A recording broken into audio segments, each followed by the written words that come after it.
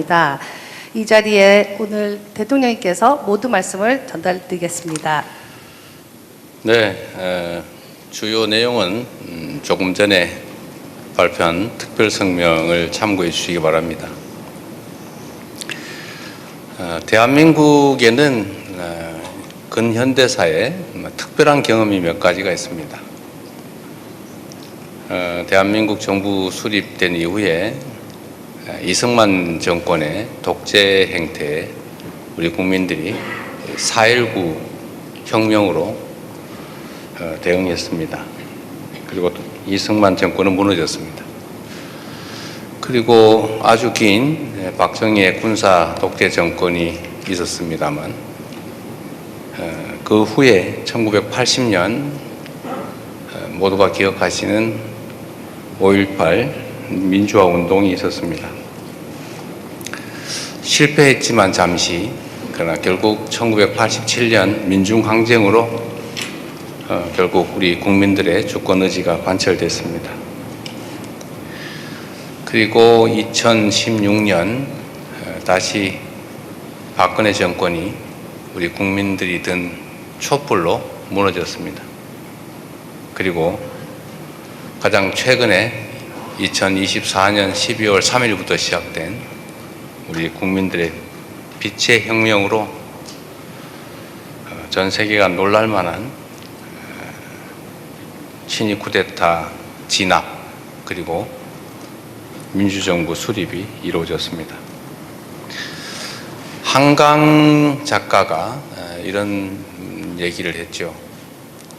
죽은 자가 산 자를 구하고 과거가 현재를 돕는다 이렇게 말했던가요? 제가 작년 12월 3일 집에서 비상계엄 선포하는 장면을 보고 국회로 달려오면서 가장 먼저 떠올랐던 역사적 장면이 광주 민주화운동 당시에 광주 계엄군들이 광주시청, 전남도청으로 쳐들어온다.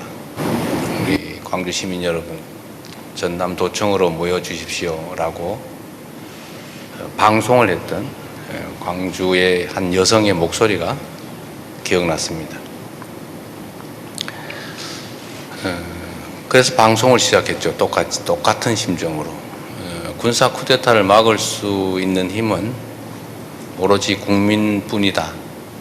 국민들이 현장에서 함께 해줘야 이 쿠데타를 막을 수 있겠다는 생각으로 제가 현장으로 달려가면서 방송을 했습니다.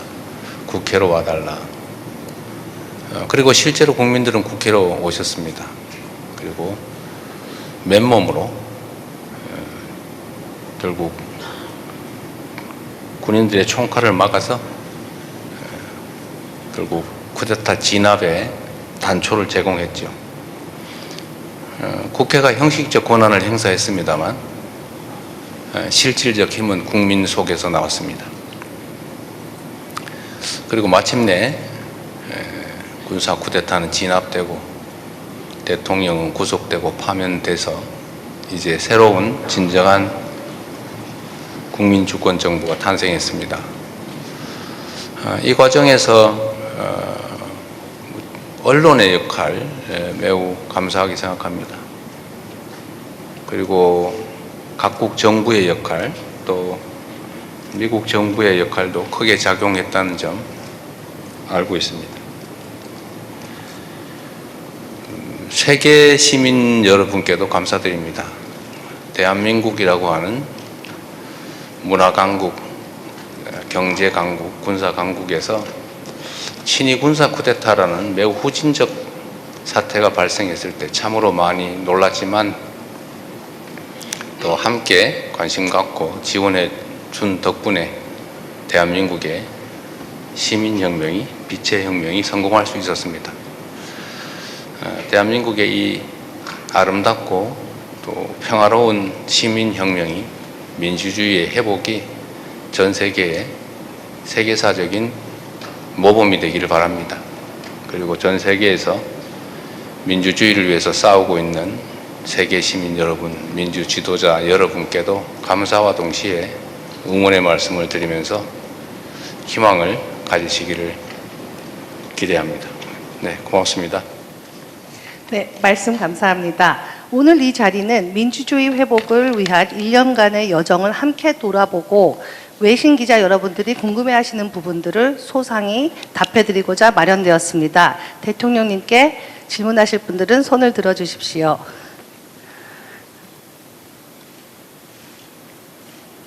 네, 저쪽에 계신 분, 뒷분부터 시작하겠습니다. Thank you, Mr. President. One second. Oliver Hotham from AFP News Agency. I wanted to ask, South Korea's neighbors, China and Japan, are currently engaged in an escalating war of words after the Prime Minister Sanae Takaichi suggested her country could intervene militarily against the Chinese attack on Taiwan. Beijing has urged its citizens to avoid traveling to Japan, and a number of cultural events have been cancelled. Can you pledge your backing to Japan in this dispute? And if Taiwan were attacked by China under your presidency, would South Korea come to its aid? Thank you. 예, AFP 통신 올리버 헛만입니다. 먼저 대통령께 질문드리겠습니다. 지금 최근에 한국의 이웃인 중국과 일본이 서로 그 언쟁을 계속 격화되고 있는 언쟁을 벌이고 있습니다. 가령 다카이치 일본 총리는 대만 유사 사태 시 군사 개입도 언급을 하였고, 중국으로서는 일본과 관련된 문화 행사를 취소하거나 일본으로 가는 관광객 수를 줄이고 있습니다. 대통령께서 혹시 이런 상황에서 일본에 대한 지지를 공개적으로 언급하실 수 있으신지, 그리고 대만에서 유사 사태 시 한국 정부가 어떻게 할 것인지에 대해서 문의드리겠습니다. 대한민국 속담에 싸움은 말리고 흥정은 붙이라고 하는 말이 있습니다.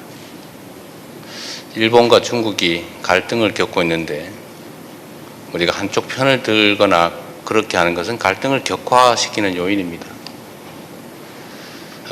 개인 간의 관계도 마찬가지고 국가 간 관계도 마찬가지지만 최대한 공존하고 존중하고 협력하는 것이 바람직합니다. 특히 동북아는 경제적으로 매우 활력이 있지만 또 군사 안보 측면에서는 매우 위험한 지역입니다. 이런 지역일수록 공통점을 찾아내기 위해서 노력하고 협력할 부분을 최대한 찾아내서 협력하는 게 바람직하겠다는 생각이 듭니다. 한쪽 편을 들기보다는 모두가 함께 공존할 수 있는 길이 무엇인지를 찾도록 하고, 또 가능한 영역이 있다면 우리로서도 갈등을 최소화하고 중재 조정할 수 있는 부분이 있다면 그 부분의 역할을 하는 게 더 바람직하겠다, 이렇게 생각합니다. 네, 다음 질문 받겠습니다.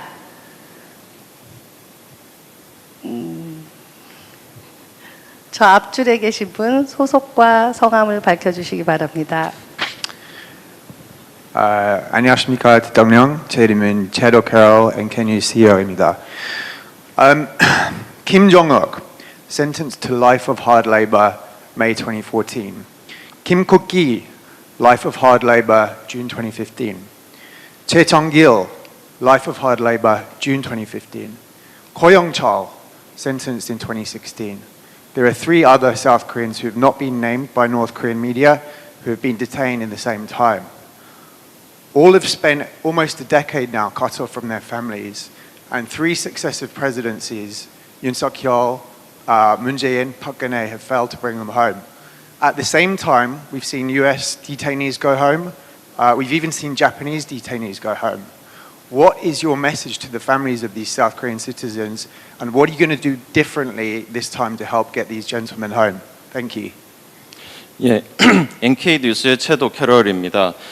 그동안 여러 명의 한국 국민들이 북한에 잡혀 있고 사례들이 많이 있습니다. 2014년, 2015년 등에 총 4명의 그 교화 노동형을 받은 한국 국민들이 북한에 잡혀 있고 이외에도 이름을 알지 못하는 3명이 더 있습니다. 약 10명에 달하는 한국 국민들이 이렇게 북한에 잡혀 있는 상황이라고 보겠습니다. 그런데 북한에 잡혀 있었던 많은 미국인, 미국 국적자, 그리고 심지어 일본 국적자들도 풀려나게 되었습니다. 그러나 전 이 상황에서 저는 대통령께 질문드리고 싶습니다. 이렇게 북한에 잡혀 있는 한국 국민들의 가족들에게 어떤 메시지를 드리실 수 있으신지, 그리고 전임 대통령들께서 이분들의 석방을 위해 석방을 달성하지 못했는데 대통령님께서 다른 어떠한 노력을 하셔서 이런 석방을 만들어내기 위해서 노력하실지 여쭙고 싶습니다. 이 처음 듣는 얘기인데. 안보실장님 한번 얘기 한번 해보세요. 한국 국민이 잡혀 있다는 게 맞아요? 어떤 경위로 되어 있는지.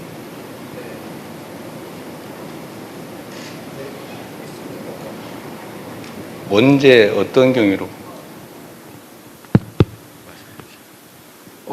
이제 그 들어가서 그냥 못 나오는 경우거나 아니면 우리가 알려지지 않은 무슨 다른 경위로 붙들려 있는 경우가 있습니다. 언제쯤?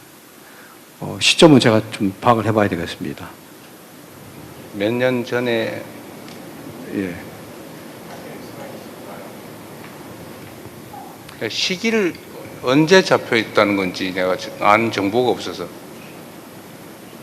So, Choson-Jungang Television, Tongshin, they all reported on this in 2014, 2015. 4 of them were accused of espionage on behalf of South Korea. 2 subsequently in 2016, 2017 were defectors who were allegedly captured in China and brought to North Korea. These cases have been very well documented in media, and like I said, your Foreign Ministry and Unification Ministry have issued statements. Under Yoon Suk-yeol administration, Moon Jae-in overlooked the issue. Park Geun-hye made a lot of statements. It's quite surprising you're not aware of this situation.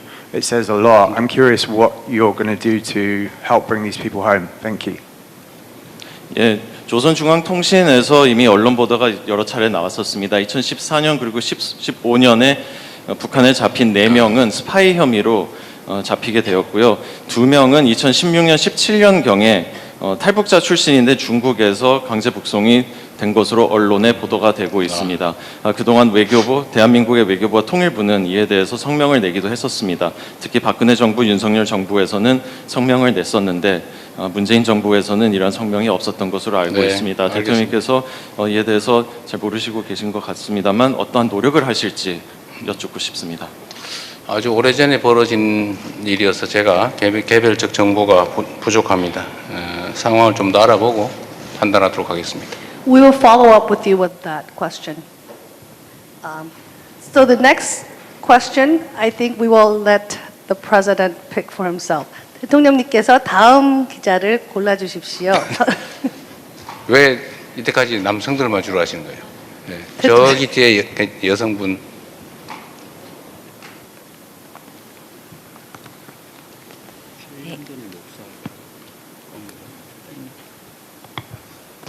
네, 안녕하세요. 로이터 이정윤 기자입니다.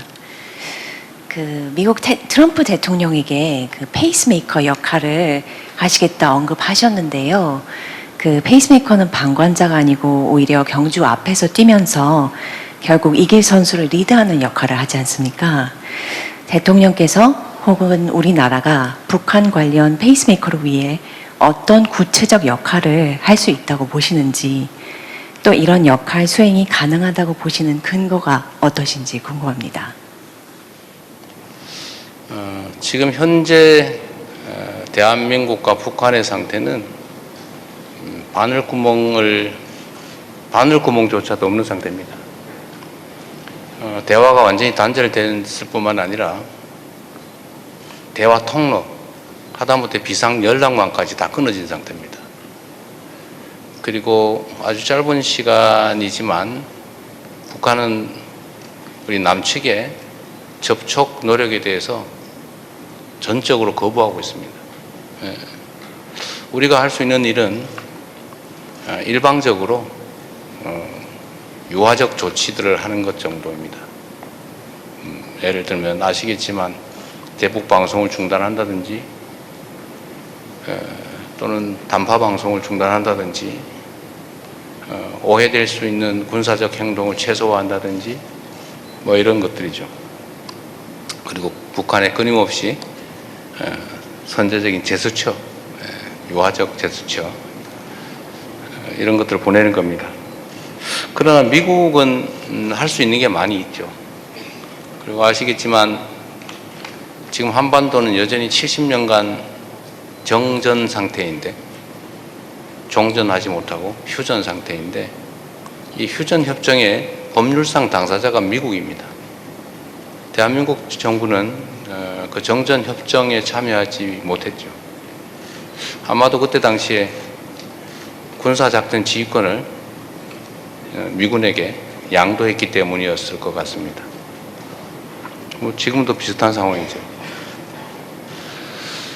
그리고 북한은 체제 보존이 가장 중요한 또는 최종 과제인데 이 체제 보존을 보장할 수 있는 곳이 미국이지 대한민국은 주요 주체가 아니다라고 판단하는 것 같습니다.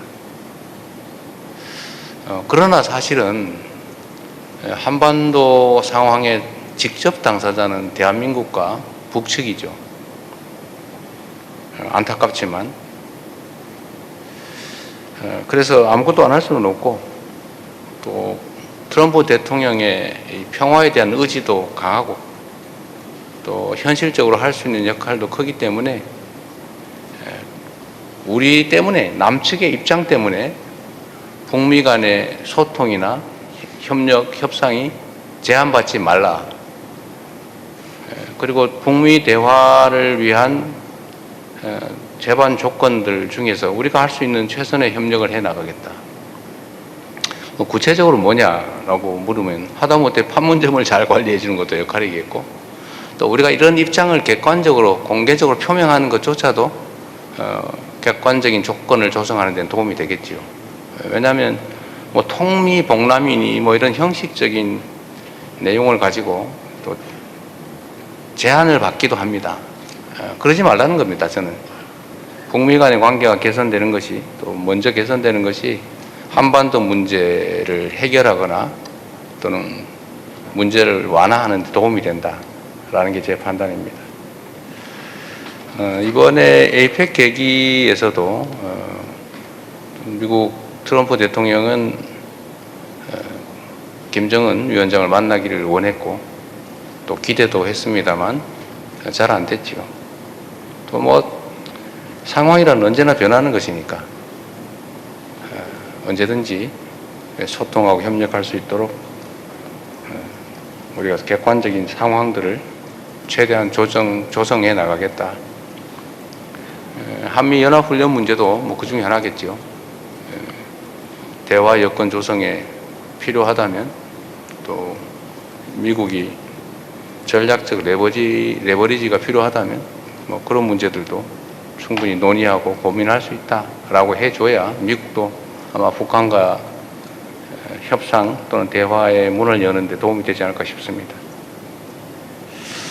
끊임없이 환경을 조성하는 조정자로서의 역할을 해나가고 또 이게 근본적으로는 우리가 주체적으로 한반도 문제를 해결하는 길이라고 생각합니다.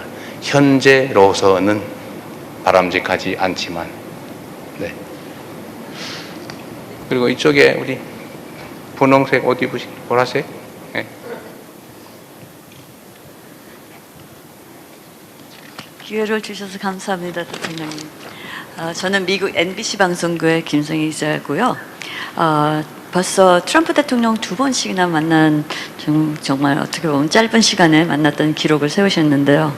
그 2번의 만남을 통해서 대통령님과 트럼프 대통령이 어떤 부분이 잘 맞는다고 생각을 하셨는지 하지만 또 반대로 어떤 부분은 진짜 조율이 필요하구나 시각차이 이렇게 클까 했던 부분이 뭔지 그래서 그런 맥락 속에서 그 2번의 만남을 통해서 내가 얻은 성과는 제일 큰 성과는 이거다 그렇지만 아쉬운 점은 이거다라고 보시는 게 뭔지 간략히 부탁드리겠습니다. 감사합니다. 네, 저는 트럼프 대통령과 대화할 때 상당히 흥미롭고 재밌다는 생각을 했습니다. 어쩌면 좀 동질감 같은 것도 느끼는 게 있었죠.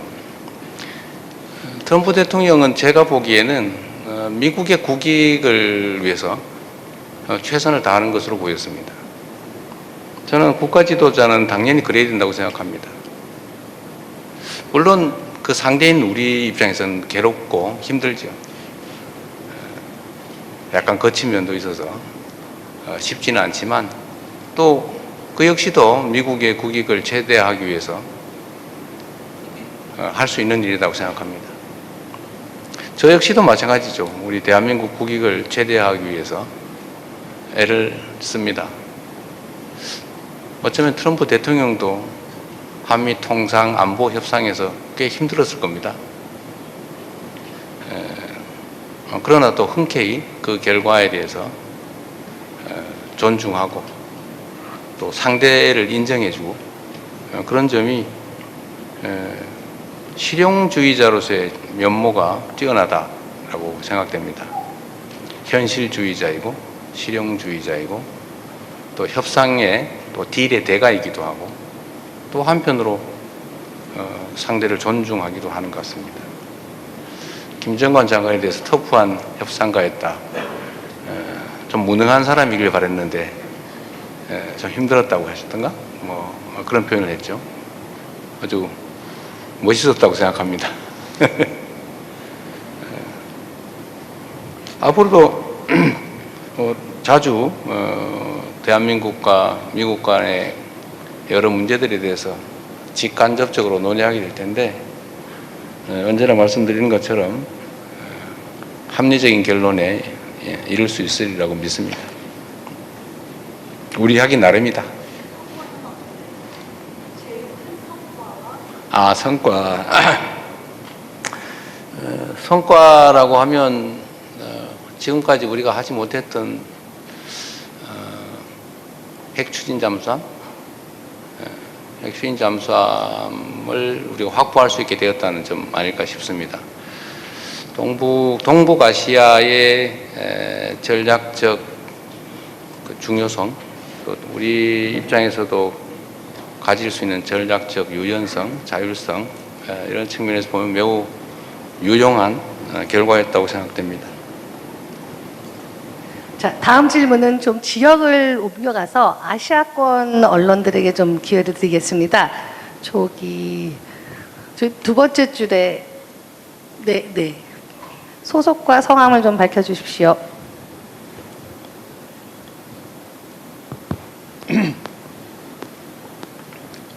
네. 저는 일본 아사히신문의 가이스라고 합니다. 잘 부탁드립니다. 저는 한일 관계에 대해 몇 가지 여쭤보고 싶습니다. 대통령님께서는 조만간 일본으로 방문하신다는 그런 일부 보도도 있었습니다만 최근에 한일 급반 당국 간에 협력이 잘 되지 않는 경우도 있었습니다. 그리고 사독한산 문제도 아직은 한일 간에 의견이 일치하지 않는 부분도 있다고 생각합니다. 이러한 문제를 어떻게 극복하고 앞으로 한일 관계를 어떻게 해 나가실지 궁금합니다. 또 한 가지는 요즘 캄보디아 무대로 사기 사건이 있었는데 거기 한국 사람뿐만 아니라 일본 사람도 많이 감염하고 있다고 합니다. 이런 문제를 해결하기 위해서 어떤 방안을 생각하고 계시는지, 그리고 한일 당국 간의 협력 같은 거 생각하고 계시는지 여쭤보고 싶습니다. 두 번째 질문을 잘 못 들어서 다시 한 번만. 캄보디아 얘기했다. 캄보디아에서 사기 사건이 있고 한국 사람뿐만 아니라 일본 사람도 거기에 많이 감염하고 있는 그런 상황입니다. 그래서 한일 당국 간에서 이런 문제를 해결하기 위해서 뭔가 협력 같은 게 생각하고 계시는지 그거 여쭤보겠습니다. 알겠습니다. 첫 번째는 한일 관계에 관한 질문으로 보여집니다. 매우 복잡한데 말씀의 취지는 얼마 전에 아마도 급유 거부, 그다음에 군악대 파견 취소, 보류, 이런 것을 포함한 국방 당국 간의 갈등, 그다음에 사도광산과 관련된 갈등, 이런 것들을 어떻게 해결할 거냐, 또 앞으로 한일 관계는 어떻게 할 거냐, 이런 질문 같습니다. 국가 간 관계는 매우 복잡하지요. 역시 개인과 비슷합니다. 우리가 사업하는 동업자 관계인데 이 사람이 내 돈 빌려가서 떼먹었어요. 떼먹었다고 해서 모든 관계를 단절할 수는 없죠.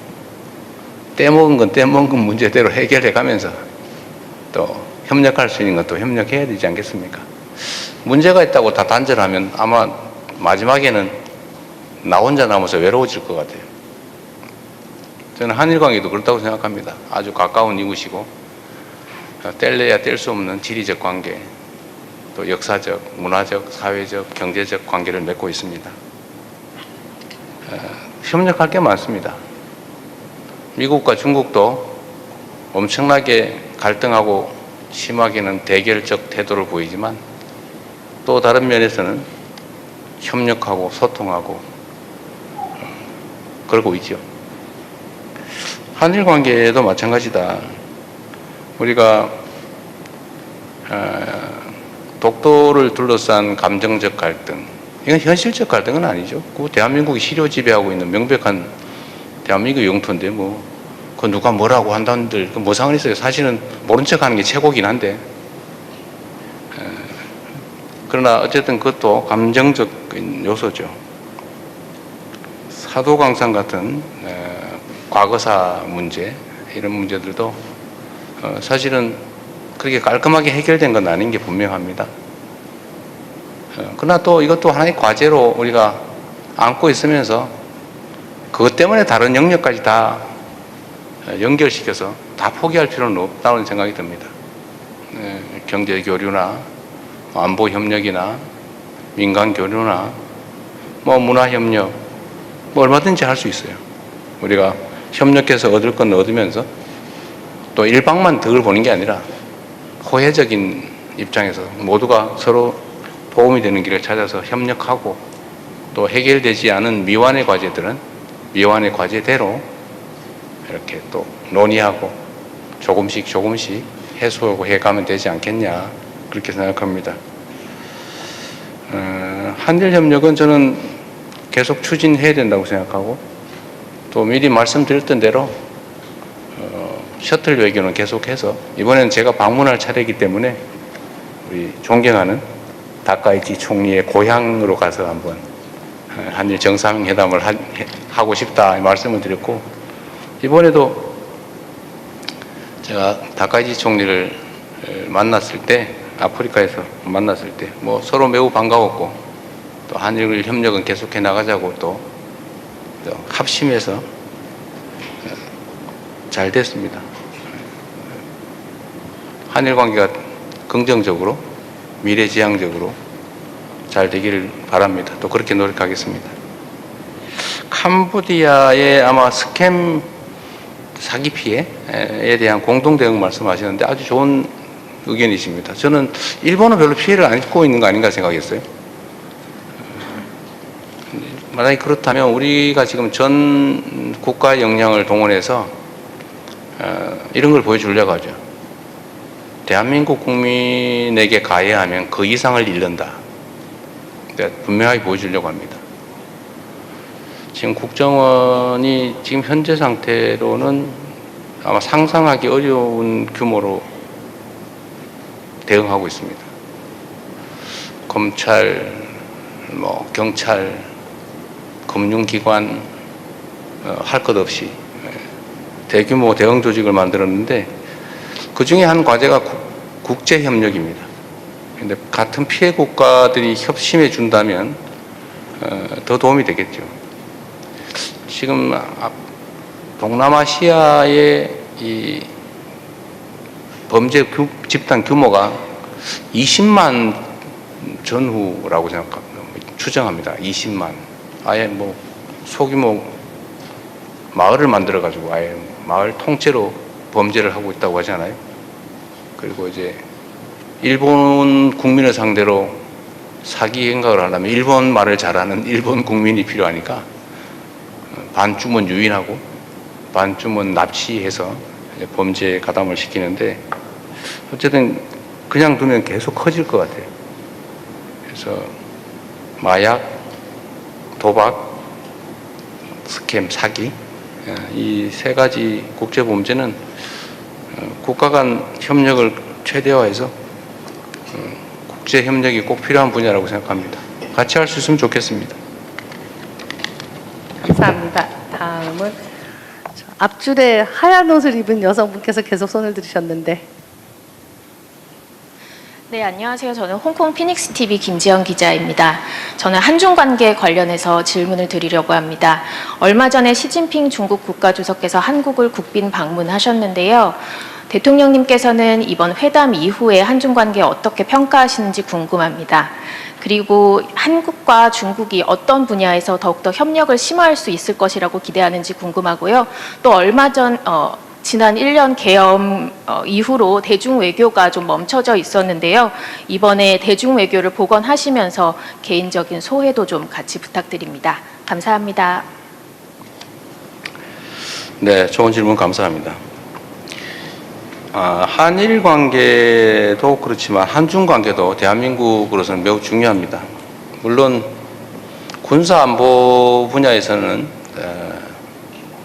한미 동맹이 매우 중요한 기반인 건 분명합니다.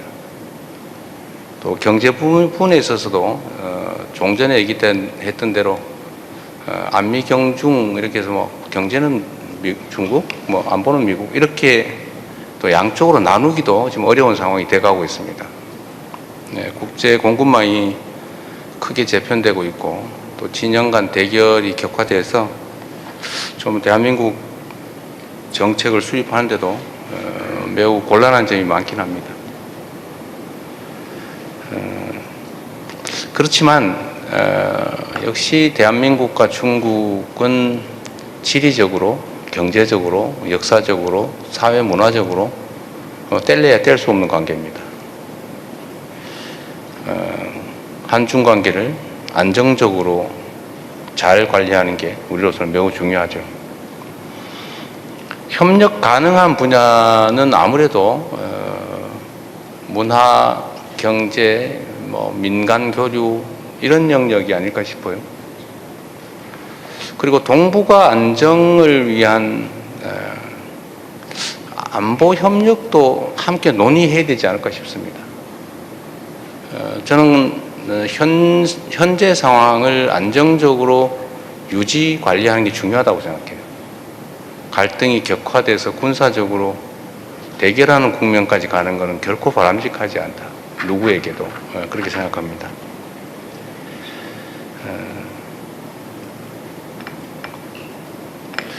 시진핑 주석과의 면담은 아주 흥미진진했어요. 의외로 농담도 잘하시더군요. 생각보다. 한중 관계를 재설정하고 한중 관계를 새롭게 발전시키는 좋은 계기가 됐다고 생각합니다. 가능한 빠른 시간 내에 중국을 방문해서 정상회담을 광범위하게 또 충분한 시간을 가지고 여러 분야에 대해서 논의했으면 좋겠습니다. 아주 기대가 됩니다. 시기가 언제 될지는 모르겠어요. 제가 시 주석과 헤어지면서 가급적 빠른 시간 내에 올해 중으로 좀 방중했으면 좋겠다 말씀드렸더니 뭐 가능하면 그렇게 해보자고 했는데 아마 준비 상황이나 중국 상황이 그렇게 빠르기는 어려운 것 같습니다. 좀 시간이 걸릴 것 같은 생각이 듭니다. 이번 에이펙에서의 이제 한미 정상회담, 한중 정상회담은 매우 유용했다고 생각됩니다. 대한민국이 지금까지 매우 불안정하게 외교 관계를 유지했다면 매우 안정적으로 변화시켜서 미래지향적으로 외교 관계를 수립하고 또 진척시킬 수 있게 됐다고 평가합니다. 네. 다음 질문은 앞에 조주희 기자님. 저 ABC 뉴스 조주희입니다. 아까 그 성과 중에 핵 추진 잠수함을 말씀하셨는데요. 팔로우업 퀘스천을 좀 드리고 싶어요. 미국에서 워싱턴에서 아직 여전히 그 핵 추진 잠수함 관련 논의가 그 글로벌 비확산 규범을 약화시킬 수 있다는 그런 우려도 많이 제기되고 있습니다. 그래서 이번 지금 협상 과정에서 한국이 미국과 커뮤니케이션을 할 때 뭐 대한민국이 우라늄 농축이나 재처리 능력을 확보하려는 의도가 있다 없다 뭐 명확히 커뮤니케이션을 하고 계시는지 아니면 혹은 그 부분에 있어서 지금 어떻게 로드맵을 혹은 전략을 짜고 있는지 좀 궁금하고요. 그다음에 또 하나 여쭤보고 싶은 게 있어요. 오늘 뭐 그 토픽이 민주주의 관련해서니까 K 민주주의 그러시는데 우리가 그 대한민국이 뭐 팝, K-팝, K-뷰티, K-푸드, K자를 많이 잘 붙였어요. 네. 근데 이번에 또 K 민주주의라고 하시는데 이게 K 민주주의가 다른 민주주의랑 뭔가 좀 뭐 독특한 유니크한 무엇이 있어서 K 민주주의라고 명명을 하셨는지 궁금하고요. 또 이거랑 관련해서 어제 제가 보니까 그 페이크 뉴스, 가짜 뉴스나 허위 정보에 대해서 좀 세게 조치를 취하자고 말씀을 하셨던 것 같아요. 그래서 태스크포스 팀을 좀 만들자 이렇게 하셨는데 뭐 의도는 좋지만 여기서 굉장히 중요한 거는 누가 이것이 가짜 뉴스냐 거짓 정보냐를 판단을 누가 하느냐인 것 같습니다. 그래서 이 부분에 대해서 충분한 그 논의나 디스코스를 해보신 적이 있는지 아니면 그런 논의를 앞으로 할 것인지 그거에 대해서 좀 여쭤보고 싶습니다. 네. 질문이 3개나 되네요. Sorry. 좋은 질문 감사합니다. 우선 핵 관련된 입장을 좀 정확하게 정리를 해야 될 것 같아요. 여러 가지가 뒤섞여 있는데 하나는 핵 비확산 문제는 뭐 국제적 대원칙으로 존중해야 됩니다. 근데 핵 비확산이란 모든 핵 관련된 사업을 말하는 건 아니에요. 핵무기를 말하는 거죠. 핵무기는 더 이상 확산하지 않는다. 그런데 우리가 아는 예를 들면 원자력 발전소에 사용할 연료인 우라늄을 어느 정도까지 농축해서 스스로 사용할 수 있느냐, 아니면 농축은 금지되고 다 수입해야 되느냐. 일본은 농축을 하고 있죠. 예를 들면 일본에 핵이 확산됐다고 누구도 말하지 않습니다. 사용 후 핵 연료의 재처리, 뭐 일본도 하고 있죠. 그게 물론 플루토늄을 추출하니까 플루토늄을 추출해가지고 혹시 핵무기 만들지 않을까 우려가 있는지 모르겠지만 그런 식으로 얘기하면 아무것도 할 수 없게 되겠죠. 그래서 핵 우라늄 농축, 사용 후 핵연료의 재처리 문제는 비확산과는 직접 관계가 없다. 또 핵 추진 잠수함, 요거는 이제 군사 용도로 쓰는 거긴 한데 핵무기는 아니기 때문에 기폭 장치나 핵폭탄에는 해당되지 않기 때문에 역시 비확산 논란의 대상은 아닌 것 같아요. 우리는 비확산에 전적으로 공감합니다. 특히 북한이 핵무기를 개발, 보유하고 계속 증강해 가고 있는데 그에 대해서 반대하고 핵 없는 한반도를 추구하지 않습니까? 우리가 핵무장을 하면 핵무장 하지 마라, 핵무기 폐기해라, 더 이상 생산하지 마라 라고 말할 수가 없죠. 그래서 한반도, 핵 없는 한반도 비핵화는 우리가 남북이 기본적으로 합의한 대원칙이기 때문에 거기에 벗어날 생각이 없습니다. 역시 또 한 가지는 한국이 핵무장을 하게 되면 핵 도미노 현상을 부르게 되겠죠. 한국도 했는데 일본도 하자, 뭐 대만도 하자, 거기도 했어 우리도 하자, 뭐 이렇게 되는 거 어떻게 맞겠어요? 예. 또 한 가지는 핵무장은 엄청난 제재를 감수해야 됩니다. 국제사회 누구도 동의하지 않겠죠. 특히 한국과 원자력 협정뿐만 아니라 뭐 안보 조약까지 맺고 있는 미국이 절대로 승인할 리가 없죠. 핵무장을, 핵무기 개발을. 이미 있는 전술핵도 다 철수했는데 결국 핵무장을 하게 되면 엄청난 국제 제재, 경제 제재 막 견뎌야 되고 그러면 이제 누구 얘기처럼 북한처럼 되겠죠. 과연 우리 대한민국 경제가 견뎌낼 수 있겠냐? 우리 국민들이 감내할 수 있겠냐? 그렇게 할 수는 없죠. 또 그럴 필요도 없죠. 우리 북한에 대한 군사력 억지력 수준은 자주 말씀드리지만 대한민국의 국방비 현 지출 수준이 북한의 1년 총생산보다 1.5배가 많습니다. 국방비 지출 규모가 북한의 연간 국민 총생산 GDP의 1.5배예요. 군사력 수준도 주한미군 전력을 빼고도 세계 5위로 평가받지 않습니까? 비교가 안 되죠, 북한하고. 그러니까 지금 전 윤석열 정권에서 군사 도발을 해가지고 전쟁을 시작한 다음에 그걸 빌미로 비상계엄을 하려고 북한을 마구 자극을 했는데 북한이 반응이 없잖아요. 네? 무인기도 보내고 뭐 풍선도 보내고 뭐 방송도 하고 뭐 그 외에도 많이 했을 것 같아요. 지금 발각이 안 돼서 그렇지. 근데 그런데도 조용하고 오히려 북진을 저지하기 위해서 철로를 끊고 도로를 끊고 장벽을 쌓고 삼중 철조망을 설치하고 있어요. 넘어올까봐. 이게 한반도의 군사적 현실입니다. 이런 상태에서 굳이 경제 제재, 국제 제재를 감수하면서 핵무장을 한다는 것은 저는 비상식적인 행동이라고 봐요. 그래서 어제 제가 우리는 핵무장하지 않는다, 핵무장을 추진하지 않는다고 명확하게 말씀드렸던 겁니다. 말씀하신 것처럼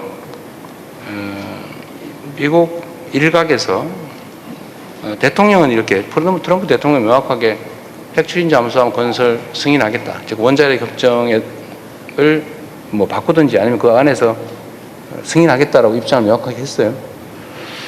또 핵 재처리 또 우라늄 농축은 그게 한국에서 하면 우리가 어디서 수입하냐 그랬어요. 우리 러시아에서 한 30% 수입합니다. 그랬더니 트럼프 대통령께서 그러면 그거 저 자체 생산하면 많이 남겠네. 그러면 동업하자 이래가지고 그럼 5대5로 동업하기로 하고 그 동업을 저 누구한테 맡겼어요? 로터니한테 맡겼어요? 그런 얘기하면 안 돼요? 네? 그렇게 편하게 얘기된 겁니다. 네. 로터니 맡아서 한번 해보십시오. 이렇게 얘기했어요. 이건 보안 비밀은 아닌 것 같아서 얘기 드리는 거예요. 이게 잘 됐어요. 예. 근데 이게 그럼에도 불구하고 이제 미국 정부 일각에서 약간 신중한 태도, 속도에 대해서도 약간 뭐 그렇게 서두를 필요가 있나 이런 태도라는 느낌이 들어요. 그 이유는 아마도 핵무장 우려 때문이 아닌가 생각을 합니다. 우리는 추측이 그래요. 그래서 우리가 명확하게 입장을 낸 겁니다. 우리는 핵무장할 생각 없다. 현실적으로 불가능하다. 해서는 안 된다. 라는 점을 명확하게 해서 전 세계에 우리가 핵무장을 할 필요도 의사도 없다라는 점을 분명하게 말씀드리고 오늘도 그 말씀 분명하게 좀 드립니다. 그래서 이게 비약상 규범에 위반되는 건 아니다라고 정리할 수 있겠습니다. 두 번째로 K민주주의의 독특성, 유니크한 점이 뭐냐 이렇게 말씀하셨습니다. 대한민국은 말씀하신 것처럼 뭐 팝, 드라마, 무비, 푸드 뭐 등등 여러 측면에서 독특함을 가지고 있죠. 그리고 지금은 거의 개화해서 만개하는 상태라고 보이십니다. 만개해 가는 상태. 저는 이거보다 제가 K민주주의란 말은 제가 만든 말인데 대한민국 민주주의에 독특함이 있다. 특징이 있다고 생각합니다. 그게 뭐냐면 집단지성에 의한 평화적이고 아름다운 직접성이죠. 맡기지 않고 직접 행동한다. 행동하되 폭력적이지 않게 평화적으로 아름답게 한다. 그리고 포기하지 않는다. 그런 특성이 있다고 생각해요. 우리는 민주주의라고 하면 보통 배우는 게 그리스 아테네를 생각하죠. 아고라 광장을 생각합니다. 근데 그게 다 사라졌죠. 그 직접성이 다 간접 민주주의로 바뀌었습니다. 근데 우리는 끊임없이 직접 민주주의를 추구하죠. 그리고 외면하지 않습니다. 남의 일이라고. 참여하죠. 참여 욕구가 아주 강해요. 직접 행동해요. 행동하되 평화적입니다. 보통 우리는 집단 행동을 하면 딱 첫 번째 떠오르는 게 파괴 아닙니까? 방화, 파괴, 폭력. 원래 수천 수만 명이 모이면 첫 번째 벌어지는 일이 불 지르고 창문 깨고 가게 약탈하고 누군가가 폭행당하고 이런 장면이죠. 대한민국은 그런 전통이 아예 없어요. 80년 5월 광주에서도 군대가 먼저 총질을 했기 때문에 벌어진 일이지 시민들이 먼저 폭력행동하지 않았습니다. 87년 민중항쟁 때도 마찬가지죠.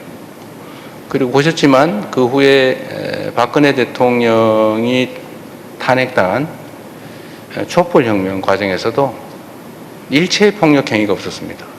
수십만 심지어 100만 명 이상이 모여도 길거리가 깨끗하잖아요. 청소 다 하고 가잖아요. 누가 하나 꼬집 핀 사람도 없죠. 이렇게 부서진 유리창 하나 없습니다. 그래서 그런 특징적인 요소가 있다고 보고 또 그게 또 성공했습니다.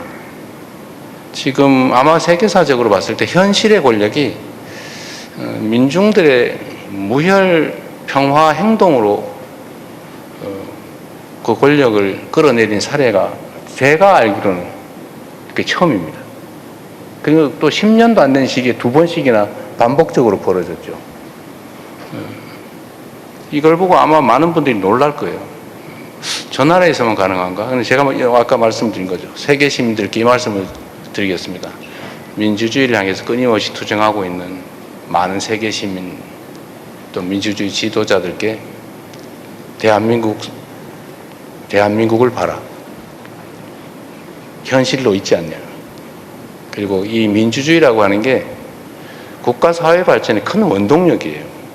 많은 사람들에게 자발성을 자극하잖아요. 자신감을 유도하지 않습니까? 대한민국의 힘은 저는 민주주의에서 왔다고 봐요. 각각의 개성과 인격과 인권이 존중되는 사회, 사람을 귀히 여기는 사람이 곧 하늘이다.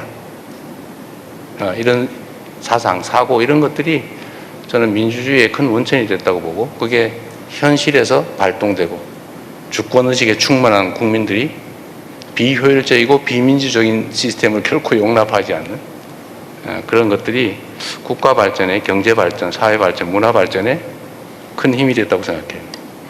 그게 저는 자랑스러워할 만한 대한민국 민주주의의 특성이다. 모범으로 삼을 만한 아테네는 먼 이상 속에 있는 민주주의지만 대한민국 민주주의는 지금 당장 현실 속에 있는 현실적인 모범이다 라고 당당하게 말씀드릴 수 있습니다. 그래서 네. 제가 노벨 평화상은 대한민국 국민이 받아야 되지 않을까 그런 생각을 해봤다는 거고요. 민주주의와 관련해서 허위 정보에 대한 대응이 결국은 표현의 자유를 침해하고 일종의 독선으로 갈 수 있지 않냐. 누가 가짜임을 판단할 수 있느냐. 이 말씀을 하셨어요. 맞는 지적이십니다. 그러나 이런 건 있죠. 누구도 이견이 없는 상식을 가진 보통의 사람이라면 부인할 수 없는 명백한 허위들이 많습니다. 예를 들면 중국 정부가 작업을 해서 대한민국이 그 부정선거로 뭐 대통령이 뽑혔다, 뭐 이런 주장이 있잖아요. 부정선거를 했으면 윤석열 대통령은 왜 당선됐습니까? 그 트럼프 대통령께서도 이번에 한국을 방문하고 귀국하고 난 다음에 그 홈페이지에 올린 글에서 써놨잖아요. 부정선거는 없다. 명백하죠. 그런 것들 또는 뭐 그 외에도 많습니다. 그 상식적으로 그냥 아무나 보통의 사람이 판단했을 때 명백한 허위.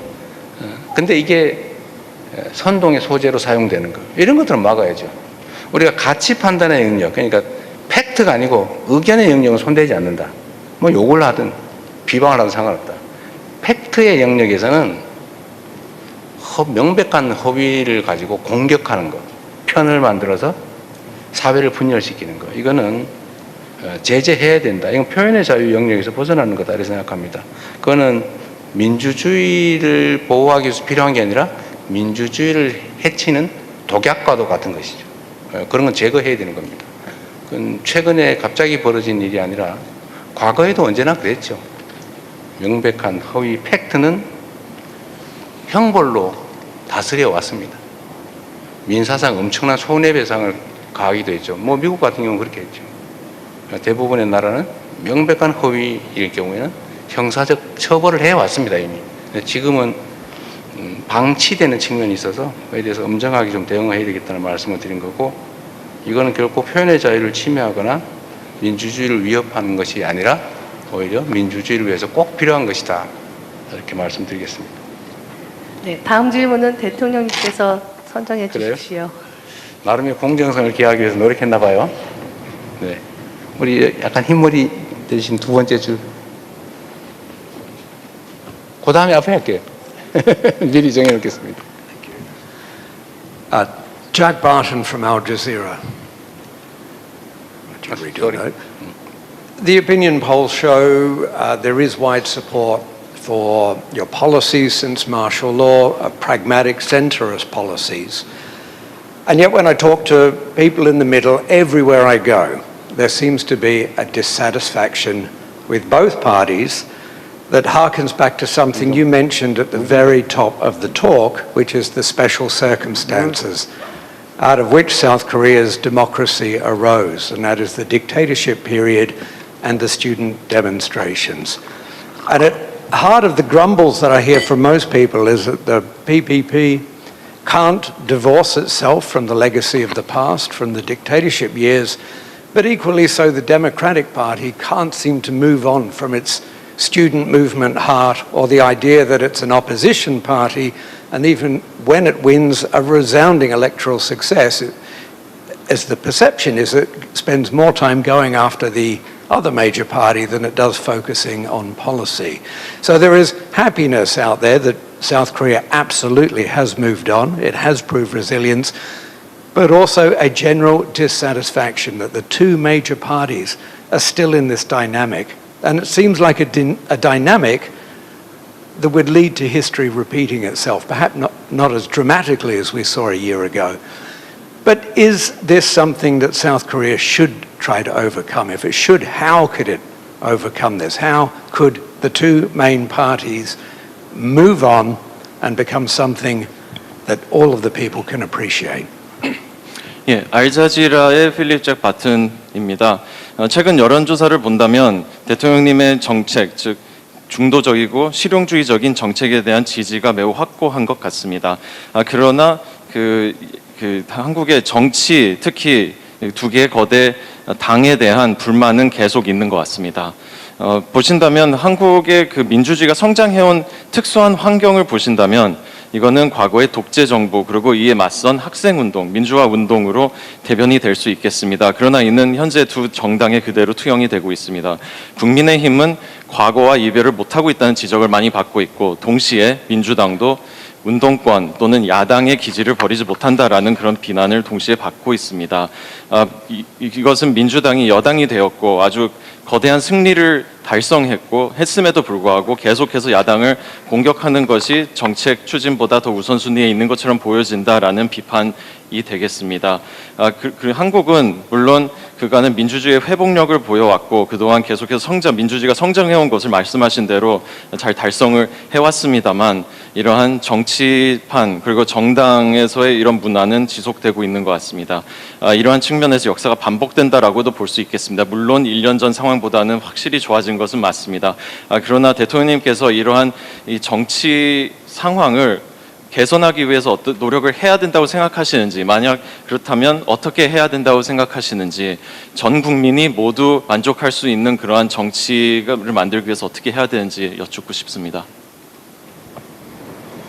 네, 매우 어려운 질문인데 고민을 많이 해야 될 주제 같습니다. 사실 정치 집단들, 특히 이제 정당들에 대한 국민들의 평가는 사실 호의적이기가 쉽지 않은 것 같아요. 국민들의 생각은 정말로 다양하죠. 근데 과연 그 국민들의 다양한, 특히 정치적 다양함이 두 개의 정당에 다 제대로 투영될 수 있느냐. 즉, 두 개의 거대 정당이 국민의 그 다양한 정치적 스펙트럼을 충분히 다 반영할 수 있느냐라는 점에 대해서는 근본적으로 불가능할 수밖에 없는 것 같아요. 결국은 어거지로 반쯤 나눠서 마음에 안 들지만 좀 그래도 괜찮으니까 이쪽도 그냥 지지하긴 하는데 영 아니야. 이게 훨씬 더 많은 것 같아요. 정말 나의 모든 정치적 의사를 잘 반영하는 훌륭한 정당이야. 정말 딱 마음에 들어. 이게 별로 없을 것 같아요. 그게 대부분의 나라의 정당이 비슷하지 않을까 싶은데, 물론 발전 정도에 따라서 이 정당들의 행태가 그 중에서도 그 불합리한 요소를 최대한 많이 제거하고 또 합리적 요소를 최대한 많이 키우면 그런 불만들은 많이 줄어들 수 있겠죠. 그런데 그게 또 상대적인 것이어서 쉽지 않은 측면이 있는 것 같습니다. 제가 지금 대통령의 직책을 수행하면서도 제일 중요하게 여기는 것이 국민 통합이고, 또 가능하면 존재를 인정하고 대화하고 타협하려고 합니다. 가끔씩 대화를 해보면 시간 낭비다라는 생각을 넘어서서 화가 날 때가 상당히 있어요. 그래도 또 해야 될 일이니까 열심히 하려고 노력합니다만 대화 자체가 안 될 때도 꽤 있는 것 같습니다.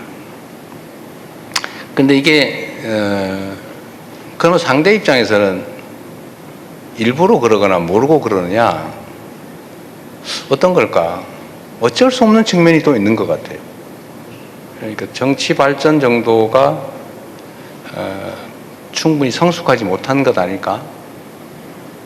노력해야 될 것 같습니다. 그러니까 말씀하신 것처럼 독재와 반독재, 비민주와 민주주의, 이게 대결하던 시대를 못 벗어난 거 아니냐.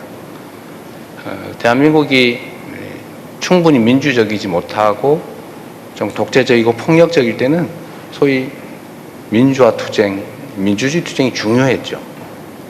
그러나 지금은 사회는 많이 발전했는데 여전히 그 관성에서 못 벗어난 거다. 민주당이 다 벗어나지 못했다. 그 점도 일리는 있습니다. 그러나 또 노력하고, 저도 노력했고 또 지금도 노력하고는 있는 것 같습니다. 근데 또 상대적이어서 힘들 것 같기도 하고요. 국민의힘이 그냥 그 상대인데, 제가 어제 예산안이 합의됐다는 소리를 듣고 깜짝 놀랐어요. 전혀 기대하지 않았거든요. 이것도 하나의 발전적 측면이겠다 하는 생각이 들었어요. 좀 신통하다 이런 생각이 들었습니다. 이런 게 또 하나씩 쌓이면 또 좋아지겠지요. 또 다른 한편들을 보면 저게 말이 되는 소리야. 우리 국민들이 상식적으로 도저히 납득할 수 없는 소리를 저렇게 공개적으로 왜 하지? 그게 당에 도움이 될까? 그 속으로는 차라리 정략적으로 정파적으로 생각하면 잘 됐다, 잘하고 있네 이런 생각이 들 때도 있습니다만, 뭐 저는 대통령이니까 그런 표현을 하면 물론 안 되죠. 그런 답답함도 있지만 또 한편으로는 또 개선되는 측면도 있는 것 같아요. 조금씩 바뀌고 있지 않을까. 또 바뀌려고 노력해야 되는데 참 말하기가 어려운 질문이었습니다. 네. 그리고 네, 예정된 대로 바로 앞에. 네. 안녕하세요. 전 네, 싱가포르 방송 CNA 기자 임연숙입니다. 제가 질문을 영어로 좀 하겠습니다. 아까 러시아 얘기를 하셔서 just curious. Since Russia and North Korea are growing closer and they have in the last year or two, would you consider asking Russia for help, President Putin, if it will help promote peace on the Korean Peninsula, to bring North Korean leader Kim Jong-un to the negotiating table?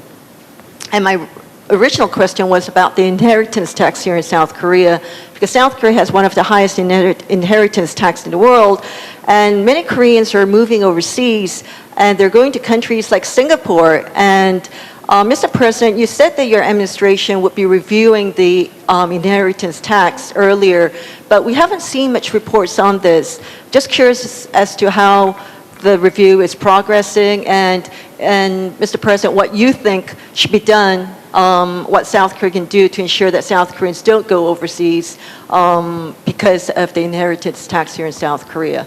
Thank you. 예, 안녕하십니까. 싱가포르 CNA 이면숙 기자입니다. 두 가지 질문 드리겠습니다. 첫 번째는 러시아와 관련된 것입니다. 지난 1, 2년간 북한과 러시아는 계속 가까워졌습니다. 그래서 혹시 대통령님께서 한반도에서의 평화와 안정을 유지하는 데 도움을 받기 위해서 러시아 푸틴 대통령에게 좀 직접 이러한 그 언급을 하실 생각이 있으신지요? 이렇게 해서 북한이 대화 테이블로 나올 수 있도록 푸틴 대통령에게 직접 접근하실 생각이 있으신지이고요. 두 번째는 상속세와 관련된 것입니다. 아시다시피 현재 많은 한국인들이 해외로 상속세 등 세금 제도로 인해서 해외로 가고 있고 싱가포르도 많이 오고 있습니다. 그런데 이제 보다 많은 한국 국민들이 해외로 이주하는 것을 방지하기 위해서 세금에 대한 제도 개선을 노력을 현재 정부 내에서 하고 계신 것으로 알고 있는데 이에 대해서도 대통령 의견을 여쭙습니다. 우선 쉬운 것부터 먼저 말씀을 드리면 상속세제 문제는 매우 논쟁적이어서 어떤 게 더 효과적이냐라는 논쟁도 있지만 또 한 가지는 그게 과연 정의롭냐 하는 좀 가치 논쟁도 있는 것 같아요. 그래서 쉽게 얘기하기는 어려운데 하여튼 말씀하시는 그런 불합리한 측면들도 좀 있어서 좀 진지하게 고민해 봐야 될 부분인 건 맞습니다. 그러나 지금 단계로는 상속세 자체를 개편하는 것은 크게 본질적으로 개편하는 것까지는 고민하지 못하고 있어요. 고민해 보겠습니다. 러시아와의 관계에 대한 질문을 주셨는데 대한민국 입장에서는 러시아와의 관계도 매우 중요합니다. 그런데 지금은 러시아의 우크라이나 불법 침공, 국제법을 위반한 불법 침공 때문에 국제 제재가 이어지고 있고 대한민국도 러시아에 대한 제재에 참여하고 있습니다. 사실은 상당히 갑갑한 상태가 돼 있죠. 일단 인도적 측면에서 세계 평화라는 측면에서 러시아 우크라이나 전쟁이 조속하게 종료되길 바랍니다. 너무 많은 사람들이 죽어가고 있어요. 너무 많은 사람들이 파괴되고 있습니다. 전쟁은 어떤 경우라도 피하는 게 맞습니다. 제가 자주 말씀드리는데 전쟁에서 이긴다는 게 무슨 큰 의미가 있겠어요. 싸우지 않고 이기는 게 더 중요하고 진짜 중요한 것은 싸울 필요가 없는 상태, 평화를 구축하는 것이 정말로 중요한 과제고 가장 바람직한 안보다 이렇게 생각합니다. 우크라이나도 그렇고 가자 지구도 그렇고 그 죄 없는 사람들이 폭탄에 총칼에 죽어가는 거 그것도 한둘도 아니고 그 무수한 사람이 죽어가는 거 결코 용납해서는 안 될 일이죠. 그러나 뭐 그것도 우리의 의지와 관계없이 벌어진 일이어서 안타까운 마음으로 지켜보면서 어떻게든지 세계 평화, 특히 그 중에서도 동북아 안정이 정말로 중요하다는 생각을 합니다. 그러기 위해서는 끊임없이 대화하고 소통해야죠. 그리고 협력할 건 협력하고 또 싸울 때는 싸우더라도 더 비정상적 관계로 가지 않게 하기 위해서 조금 더 나은 상태로 만들기 위해서 끊임없이 노력해야 됩니다. 북러 관계가 우리 입장에서 매우 바람직하지 않은 상태로 진전되고 있는 건 사실이죠. 그렇다고 해서 포기할 수는 없습니다. 더 나빠지지 않게 하고 또 좀 더 나은 상황으로 개선될 수 있게 노력해야죠. 러시아와의 관계도 저희로서는 참 어렵긴 하지만 끊임없이 소통해 보려고 노력합니다. 그러나 지금 단계로서는 할 수 있는 게 매우 제한적이라는 점은 분명합니다. 의사도 있고 소통하고 또 필요하면 만날 의사도 있고 필요도 하지만 현재로서는 매우 어렵다. 그렇게 말씀드리겠습니다. 네, 벌써 시간이 1시간이 넘어갔습니다. 저희 이제부터는 한 마지막 질문을 받아야 될 것 같은데요. 지역상 이번에 기회를 못 받은 지역의 스페인어권의 기회를 드리겠습니다. 네. 감사합니다. 안녕하십니까, 이도동영님. 아헨시아 AFP 발데스 로이통 기자입니다. I'm going to make my question in English. Thank you for the conference today. Recently, you commented in social media that the previous government brought the country to the brink of war amid allegations of covert leaflet operations to North Korea, which have been denounced by Pyongyang before the United Nations. My question is, would your administration consider issuing a state-level apology to Pyongyang for these actions as a way to help to reduce tensions? Thank you very much. 예, 안녕하십니까. 스페인 EFE 방송입니다. 최근에 대통령님께서 SNS에서 전 정부가 대한민국을 전쟁 직전 상태까지 몰고 갔다라고 말씀을 하셨습니다. 그 이유 중 하나는 은밀한 전단지 작전을 북한에서 수행을 했다는 것입니다. 이는 또한 유엔에서 비방을 받기도 한 사안입니다. 그러나 이와 관련해서 대통령님께서 북한과의 긴장을 완화하기 위해서 국가 차원의 사과를 하실 생각이 있으신지 여쭙고 싶습니다. 어떻게 제 마음속을 그렇게 들여다보고 그런 질문을 하신지 모르겠어요. 차마 말을 못하고 있습니다. 저는 사과해야 되지 않을까 생각을 하면서도 자칫 잘못하면 이게 소위 우리말로 하면 종북몰이 정치적 이념 대결의 소재가 되지 않을까 그런 걱정이 돼서 차마 말을 못하고 있습니다. 근데 물어보니까 다행스럽다 싶기도 하면서 속을 들켰나 싶은 생각도 들어요.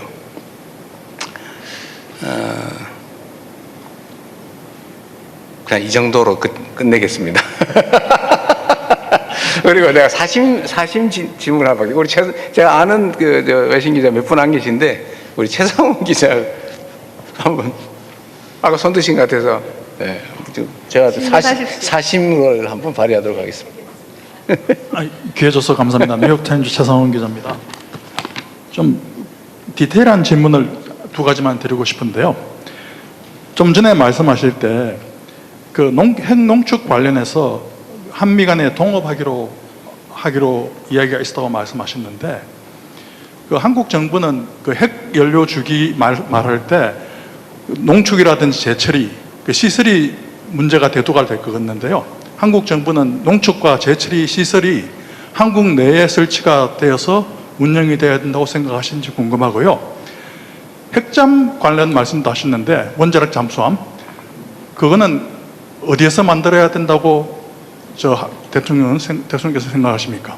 감사합니다. 네. 농축 재처리 문제는 우리가 자율적으로 할 수 있다면 뭐 장소는 크게 문제는 아닐 것 같은 생각이 일감으로 들긴 합니다. 그런데 그걸 해외에 둘 거냐 국내에 둘 거냐 그건 2차적인 문제 같아요. 우리의 자율적 권한으로 할 수 있냐 없냐. 지금은 손도 못 대게 돼 있으니까. 그래서 원료는 사오고 사용 연료는 막 계속 쌓아두고 있죠. 지금 쌓아두는데 지금 넘어가려고 그래요. 너무 많아가지고. 그래서 이거 재처리를 하긴 해야 되는데 어디서 할 거냐 문제는 부차적인 문제인 것 같은데, 가급적이면 뭐 국내에서 하는 게 바람직할 테고, 뭐 국외에서 그걸 받아주겠습니까? 그건 뭐 크게 중요한 것 같지는 않다. 두 번째, 핵잠수함 건조 장소 문제는 트럼프 대통령께서는 뭐 미국 제조 부흥 측면에서 미국에서 필라델피아 조선소에서 하는 게 어떠냐 이렇게 일단 말씀을 하셨습니다. 근데 이건 이제 계속 협의를 해봐야 되는데, 우리가 가진 관점으로는 거기서 생산하는 게 현실적으로 매우 어렵습니다. 그렇게 쉽게 할 수 있으면 지금 미국이 잠수함 건조 역량이 사실 매우 제한적이잖아요. 지금 아마 속도가 느려서 문제일 거예요. 국외에서 생산할 수도 없고 국내에서 생산해야 되는데 건조 역량에 아마 한계가 있는 것 같아요. 그래서 하고 싶은 것만 이해하지만 현실적으로 어떨까? 과연 가능할까? 이 측면을 좀 따져봐야 될 것 같고, 뭐 우리 입장에서야 세계 최고의 조선 효율성을 가지고 있는 국내에서 하는 게 가장 생산비도 싸고 생산 기간도 짧고 또 경제적 측면에서도 또는 군사 안보적 측면에서도 바람직하겠죠. 우리가 요구한 거는 만들어 달라, 기술을 달라 아닙니다. 그냥 우리가 만들 테니까, 우리 기술로 만들 테니까 금지되어 있는 연료 공급만 하게 해달라. 연료만 공급해라. 미국에서 공급만, 즉 승인만, 허용만 해라. 우리가 만들겠다. 우리 기술로. 이런 취지였죠. 만들어 달라. 기술 이전해 달라가 전혀 아니었습니다. 이것도 많은 논쟁을 거쳐야 될 것 같긴 합니다. 네. 이제 그만해야 될 것 같은데? 네. 이제 좀 한 분만 더 할까요? 마지막으로 한 명만 갈까요? 네. 그러면 사심으로 하세요. 사심으로. 사심은 아니고요. 서울 외신기자클럽을 대표해서 그러면 부회장으로 있는 중국 일민일보의 강형빈 기자님께서 질문 한번 그러네. 해주시죠. 네. 중국은 안 했군요. 네. 안녕하십니까. 네. 중국 인민망의 가현빈 기자입니다. 저는 질문은 좀 아니고 저희 외신기자 클럽 저희 이제 회원분들을 대표해서 이제 몇 가지 말씀만 좀 드리도록 하겠습니다. 우선 오늘 이렇게 그 외신기자 회견을 마련해 주신 우리 이재명 대통령과 그 해외홍보 비서관실에 이러한 자리를 마련해 주신 데 대해서 저희 외신기자 클럽 회원들을 대표해서 감사의 말씀을 먼저 드리겠습니다. 이런 기회가 참 흔치 않기 때문에 저희들이 이제 오늘 여러 가지 질문을 할 수 있었다라고 생각을 하고 있고요. 아울러 저희 그 외신 기자들이 한국에서 취재를 하는 여러 가지 환경에 있어서 여러 가지 애로사항들이 있고 또 에이펙 때에도 조금 이제 여러 가지 어려운 점들이 있었는데, 물론 이제 해외홍보 비서관실에서 적극적으로 도와주시고 우리 홍보수석께서도 많이 도움을 주셔서 해결을 했습니다만, 그래도 조금 이제 미진한 부분에 대해서는 조금 더 적극적으로 저희를 지원을 해주시면은 우리 대한민국에서 발생한 우리 이제 계엄을 비롯해서 이제 에이펙까지 저희 외신들의 역할이 조금 더 커질 수 있지 않을까 그렇게 생각을 합니다. 그런 부분에 대해서 대통령께서 좀 관심을 가져주시고 저희들이 취재를 할 수 있도록 많은 도움을 주시기를 클럽 회원들을 대표해서 말씀을 드리도록 하겠습니다. 고맙습니다. 네, 말씀 감사합니다. 이제 마무리로 대통령님의 마무리 말씀을 듣고 종료하겠습니다. 근데 중국 언론은 정말 질문이 없었던 것 같아요. 저분 한 분밖에 안 계세요? 여기 두 분 하셨습니다. 했어요? 네. 죄송합니다. 빠진 데 없죠, 그러면? 빠진 데가 없으면 여기까지만 하겠습니다. 외신 취재 지원을 좀 강화해 달라는 말씀은 그건 뭐 전적으로 당연히 그렇게 해야 되는데 좀 부족한 게 있으면 구체적으로 말씀을 하시고 지원은 최대한 해드리도록 하십시오. 언론의 역할은 정말로 중요합니다. 제가 이번 12월 3일 이번 내란 사태를 겪으면서 이제 떠오른 생각들이 몇 개 있었는데, 뭐 가장 먼저 떠오른 건 역시 과거의 광주 민주화 운동의 상황이죠. 뭐 제가는 그때 목격하지도 못했고 언론 통제에 속아가지고 광주가 진짜 폭도들이 나라를 뒤집기 위해서 반란을 일으킨 걸로 알았어요. 폭동을 일으킨 걸로 알았습니다. 그래서 군대에 의한 무력 진압이 온당하다 이렇게 생각하고, 저도 정부 그다음에 그 사이비 언론들이 속아가지고 그들을 편들어서 광주의 그 억울한 희생자 가족들을 비난했죠. 죽어 마땅하다. 왜 저거밖에 못 죽였나. 뭐 이런 식의 주장에 동조했죠. 그래서 언론이라 정말로 중요합니다. 그리고 또 한 가지 생각은 당시에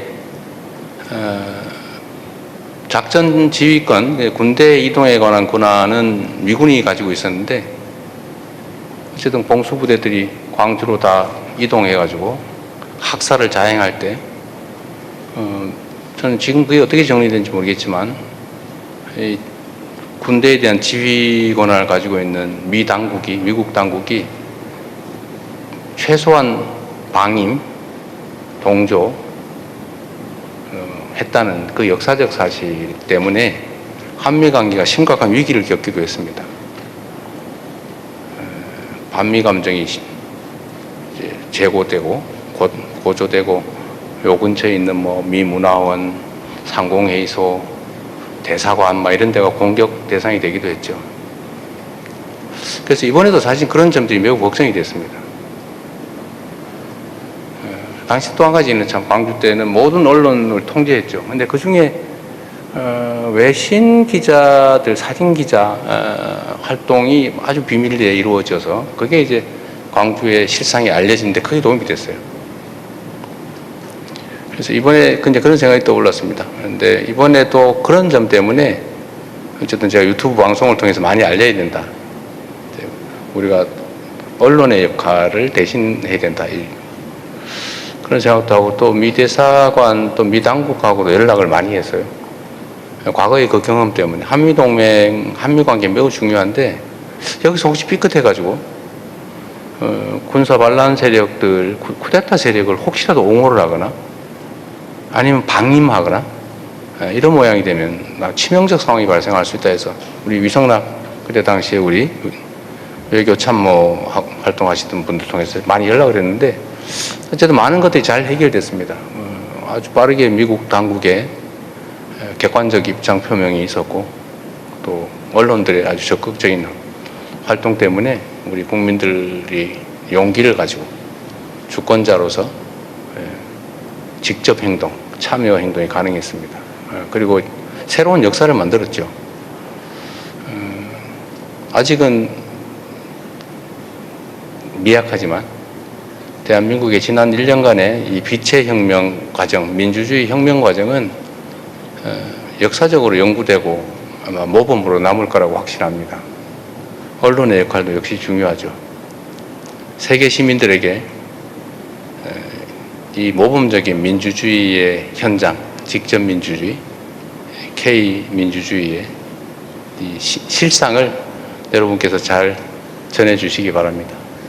긴 시간 고생하셨습니다. 감사합니다. 네, 이상으로 새롭게 전 민주주의의 그 1년 외신 기자회견을 마치겠습니다. 감사합니다. 네, 너무 말씀.